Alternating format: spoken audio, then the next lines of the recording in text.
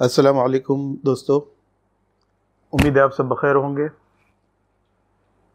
ہم آپ کو آپ کے اپنے ہی چینل پر خوش آمدید کہتے ہیں۔ دوستو، آپ نے عمرو عیار کا نام تو ضرور سنا ہوگا اور اس کی مشہور زمانہ زنبیل سے بھی ضرور واقف ہوں گے، جس میں کوئی بھی چیز ڈالتے ہی غائب ہو جاتی تھی اور جب چاہے دوبارہ برآمد کی جا سکتی تھی۔ جن لوگوں کو مطالعے کا شوق ہے وہ تو اس نام سے ناواقف ہو ہی نہیں سکتے۔ بچوں کے بے شمار ناول اور کہانیاں اس کردار پر لکھی گئی ہے، مگر دوستو کیا آپ جانتے ہیں کہ یہ کردار کہاں سے آیا؟ یہ کون تھا؟ کیا دنیا میں ایسا کوئی شخص گزرا ہے؟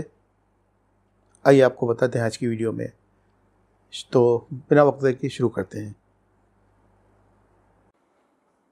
دوستو، اس کردار پر زیادہ تر بچوں کی کہانیاں لکھی گئی ہیں۔ بچوں کا ایک سلسلے وار کھیل عینک والا جن آتا تھا، اس میں بھی یہ کردار پیش کیا گیا تھا، مگر یہ کردار پہلی بار جس کہانی میں پیش کیا گیا وہ بچوں کی نہیں تھی، وہ بڑوں کے لیے لکھی گئی تھی۔ جن کو کتابوں کا شوق نہیں، انہوں نے بھی شاید کبھی داستان امیر حمزہ کا نام سنا یا پڑھا ہو۔ جن کا تعلق کتابوں سے رہا ہے وہ تو واقف ہی نہیں، بلکہ ان میں سے کئی ہوں گے جنہوں نے یہ داستان یا اس کا خلاصہ پڑھا بھی ہوگا۔ دوستو، بچپن میں بچوں کو کس چیز کا شوق ہوتا ہے؟ جی، کہانیاں سننے کا۔ بچہ چاہے کسی بھی ملک سے تعلق رکھتا ہو، کوئی بھی زبان بولتا ہو، اس کا بچپن کہانیوں کے ساتھ ضرور گزرتا ہے۔ یہ کہانیاں دادی، نانی، ماں یا کوئی اور بزرگ خاتون بچوں کو سناتی ہیں۔ جب وہ بڑے ہو جاتے ہیں تو خود پڑھنے لگتے ہیں۔ اب تو مطالعے کا شوق گھٹتا جا رہا ہے اور بچے موبائل پر مختلف برقی کھیلوں میں وقت گزارنے لگے ہیں، مگر وہ کہانیاں، جادو، دیو، پریاں، شہزادے وغیرہ آج بھی نہیں بھول سکے۔ دوستو، آج ہمارے پاس تفریح کے بہت سے ذرائع ہیں، جیسے ٹی وی، انٹرنیٹ، موبائل وغیرہ وغیرہ، مگر ذرا سوچئے، اپنے ذہن کو پرانے دور میں لے جائیے جب کوئی سہولت دستیاب نہیں تھی۔ اس وقت اس دور کے لوگوں نے تفریح اور وقت گزاری کے لیے ایک صنف ایجاد کی تھی جسے داستان گوئی کہتے تھے۔ داستان گوئی ایک بہت بڑا فن تھا۔ جب کوئی داستان گو کسی گاؤں یا شہر میں پہنچتا تھا تو اسے ہاتھوں ہاتھ لیا جاتا تھا۔ اس کی خوب آؤ بھگت ہوتی تھی۔ مخصوص وقت پر، جو عموماً رات کا ہوتا تھا، داستان گو اپنی کتاب لے کر بیٹھ جاتا تھا اور عوام الناس اسے گھیر کر بیٹھ جاتے تھے۔ داستان گو کتاب کھول کر یا ویسے ہی یادداشت کے بل پر داستان سنانا شروع کر دیتا تھا۔ وہ اپنی آواز کے زیر و بم، ہاتھوں کی حرکات اور چہرے کے تاثرات سے ایک ایسا ماحول تخلیق کر دیتا تھا کہ لوگ اس کے سحر میں کھو جاتے تھے۔ ہوش اس وقت آتا تھا جب داستان گو خاموش ہو جاتا، پھر سب لوگ حسب توفیق اس کی خدمت میں کچھ نذرانہ پیش کرتے تھے۔ اسی پر داستان گو کی گزر بسر ہوتی تھی۔ اسی طرح کئی داستانیں تخلیق ہوئی تھیں، جن میں سے ایک داستان امیر حمزہ ہے۔ اب یہ داستان امیر حمزہ کب لکھی گئی اور کس نے لکھی، اس کے بارے میں کوئی علم نہیں ہے۔ کہا جاتا ہے کہ سلطان محمود غزنوی کے عہد میں یہ کتاب بزبان فارسی لکھی گئی تھی۔ کچھ روایات اسے عباسی خلیفہ ہارون الرشید کے دور سے متعلق بتاتی۔ اس دور میں ایک باغی تھا جس کا نام حمزہ بن عبداللہ تھا۔ کہتے ہیں کہ یہ داستان اسی کی طرف منسوب تھی جسے بعد ازاں تبدیل کر کے تاریخ اسلام کے شعر، جنہیں زبان نبوت سے اسد اللہ اور اسد الرسول کا خطاب ملا تھا، رسول اللہ صلی اللہ علیہ وسلم، حضرت حمزہ رضی اللہ تعالی عنہ بن عبد المطلب کی ذات سے جوڑ دیا گیا۔ یہ داستان سراسر فرضی اور خیالی ہے، مگر اس میں چند کردار ایسے ہیں جو حقیقی دنیا سے تعلق رکھتے تھے۔ ایک ایرانی شہنشاہ، جسے عام طور پر نوشیروان کہا جاتا ہے، جبکہ اس کا درست تلفظ نوشیرواں ہے۔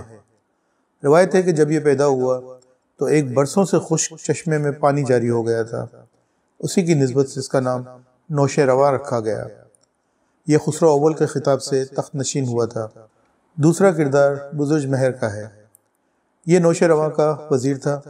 اس کو بھی عام طور پر بزرج مہر کہتے ہیں، جبکہ اس کے نام کا درست تلفظ بزرج مہر ہے۔ تیسرا کردار ام القریٰ مکہ المکرمہ کے سردار عبد المطلب بن ہاشم، یہ ہمارے پیارے اور آخری رسول صلی اللہ علیہ وسلم کے دادا تھے۔ چوتھا کردار داستان کے ہیرو حمزہ بن عبد المطلب رضی اللہ عنہ۔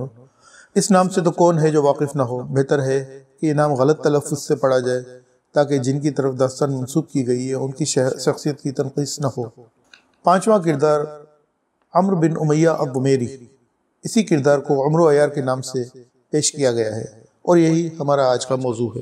یہ کردار اس کے بعد ایک اور داستان میں بھی پیش کیے گئے ہیں جسے طلسم ہوش ربا کا نام دیا گیا ہے۔ یہ اسی داستان امیر حمزہ کا دوسرا حصہ سمجھ لیں۔ یہ داستان 9ویں صدی کے آخر میں 2 لوگوں نے لکھی تھی۔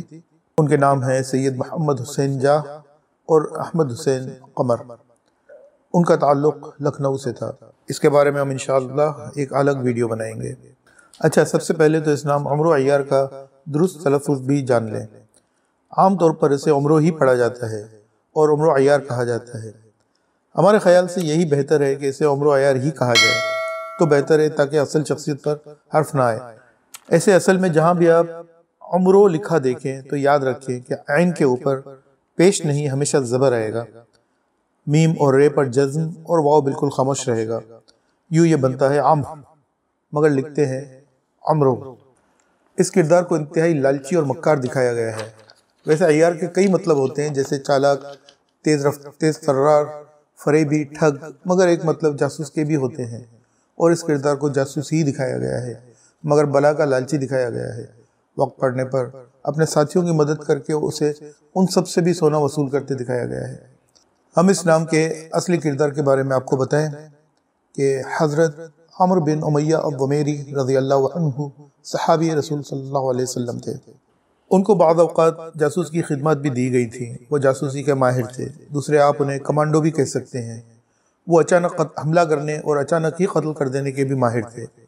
بہت ہی ذہین اور ذمہ دار تھے، اسی لیے انہیں خاص کام یا مشن سونپے جاتے تھے۔ حضرت عمرو رضی اللہ عنہ بدر اور احد کے غزوات میں مسلمانوں کے خلاف لڑنے آئے تھے۔ وہ ایک ماہر اور بہادر سپاہی تھے۔ غزوہ احد کے بعد ان کا ذہن حق کی طرف جھکنے لگا، اسی لیے کچھ عرصے بعد وہ خدمت اقدس صلی اللہ علیہ وسلم میں حاضر ہوئے اور ان کے دستے حق پرست پر بیعت کر لی۔ 4 ہجری میں بئر معونہ والا سانحہ ہوا۔ ابو برا نے، جو قبیلہ بنی کلاب کا سردار تھا، نے اپنی ضمانت پر 70 صحابہ رضی اللہ عنہم کی جماعت کو اپنے علاقے میں تبلیغ کے لیے بلایا، مگر جب وہ وہاں پہنچے تو قبیلے کے لوگوں نے سب کو شہید کر دیا۔ صرف حضرت عمرو بن امیہ رضی اللہ عنہ کو گرفتاری کے بعد ایک نظر کی وجہ سے چھوڑ دیا گیا۔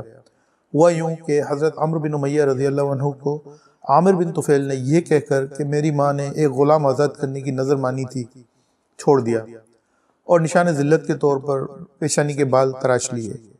جب وہ واپس آ رہے تھے تو انہیں راستے میں اسی قبیلہ کلاب کے 2 لوگ ملے۔ حضرت عمرو رضی اللہ عنہ یہ نہیں جانتے تھے کہ انہیں نبی اکرم صلی اللہ علیہ وسلم نے امان دی ہوئی ہے۔ وہ اپنے ساتھیوں کی مظلومانہ شہادت اور قبیلہ بنی کلاب والوں کی دھوکہ بازی پر انتہائی برا فرختہ تھے۔ چنانچہ انہوں نے موقع پاتے ہی ان دونوں کو اپنے ساتھیوں کے قصاص میں قتل کر دیا، اور جب مدینے پہنچ کر یہ بات بتائی تو نبی اکرم صلی اللہ علیہ وسلم کو بہت رنج ہوا، اور نبی اکرم صلی اللہ علیہ وسلم نے ان دونوں کی دیت اپنے پاس سے ادا کی۔ 6 ہجری میں رسول اللہ صلی اللہ علیہ وسلم نے حضرت عمرو رضی اللہ عنہ کو اپنا سفارتکار مقرر کیا اور ان کو 2 خط دے کر شاہ حبشہ نجاشی کی طرف روانہ کیا۔ ایک مبارک نامے میں نجاشی کو دعوت اسلام دی گئی تھی اور مسلمانوں کا خیال رکھنے اور انہیں بحفاظت واپس مدینہ روانہ کرنے کی ہدایت کی گئی تھی۔ دوسرے نامے میں حضرت ابو سفیان رضی اللہ تعالیٰ عنہ کی صاحبزادی حضرت رملہ، جو ام حبیبہ رضی اللہ عنہ کے نام سے معروف ہے، ان کو نکاح کا پیغام بھیجا تھا۔ نجاشی نے مبارک ناموں پر آنکھیں رگڑی اور احترام میں اپنے تخت سے اتر آیا۔ مبارک نامے پڑھتے ہی اسلام قبول کر لیا۔ پھر اس نے ام حبیبہ رضی اللہ عنہ کو رسول اللہ صلی اللہ علیہ وسلم کا پیغام پہنچا کر ان کا عندیہ لیا۔ جب انہوں نے منظور کر لیا تو نجاشی خود نبی اکرم صلی اللہ علیہ وسلم کی طرف سے وکیل بنا۔ اس نے نکاح پڑھایا اور مہر 400 دینار مقرر کیا، جو اس نے اپنے پاس سے ادا کیا۔ اس کے بعد حضرت ام حبیبہ رضی اللہ عنہ، جو اب ام المومنین بن چکی تھیں، کو پورے عزت و احترام سے کئی صحابہ رضی اللہ عنہم کے ہمراہ حضرت عمرو بن امیہ رضی اللہ عنہ کی نگرانی میں مدینہ کی طرف رخصت کر دیا۔ اس نے 2 بڑی کشتیوں کا اہتمام کیا تاکہ سفر جلد اور آرام سے کٹ جائے۔ چونکہ حضرت عمرو رضی اللہ عنہ انتہائی بہادر اور عقل مند تھے اور ایک کمانڈو کی حیثیت سے ہر طرح کی صورتحال سے عہدہ برا ہو سکتے تھے، اس لیے نبی اکرم صلی اللہ علیہ وسلم نے اس کے علاوہ بھی انہیں کئی بار اہم ذمہ داریاں سونپی، جنہیں انہوں نے بخوبی نبھایا۔ ان سے تقریباً 20 احادیث بھی مروی ہیں۔ رسول اللہ صلی اللہ علیہ وسلم کے وصال کے بعد وہ خلفاء رضی اللہ عنہم کے ساتھ کام کرتے رہے، یہاں تک کہ حضرت امیر معاویہ رضی اللہ عنہ کے دور میں 60 ہجری میں ان کا انتقال ہو گیا۔ اس وقت مدینہ منورہ میں تھے اور وہیں جنت البقیع میں مدفون ہوئے۔ تو دوستو، یہ ہے وہ حقیقی شخصیت جس کو بنیاد بنا کر بے شمار جھوٹی کہانیاں تراشی گئی، وہ کردار تراشا گیا جسے آج ہم اور آپ عمر و عیار کے نام سے جانتے ہیں۔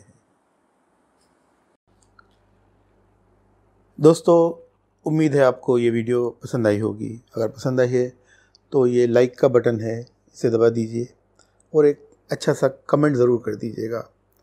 اپنے دوسرے دوستوں کے ساتھ اس ویڈیو کو شیئر کیجئے تاکہ وہ بھی اس سے استفادہ کر سکیں، اور اگر اب تک آپ نے اس چینل کو سبسکرائب نہیں کیا تو یہ بٹن ہے، اسے ذرا سا دبا دیجئے، چینل کو سبسکرائب کر لیجئے، اور ساتھ لگا یہ گھنٹی کا بٹن ہے، اسے ضرور دبا دیجئے گا۔ اس کے ساتھ جو تختی کھلے گی اس میں سے یہ آل کا آپشن لے لیجئے تاکہ آنے والی ہر ویڈیو آپ کو بر وقت مل سکے۔ ملتے ہیں کسی نئی ویڈیو کے ساتھ، تب تک کے لیے اپنا بہت سا خیال رکھیے گا۔ اللہ حافظ۔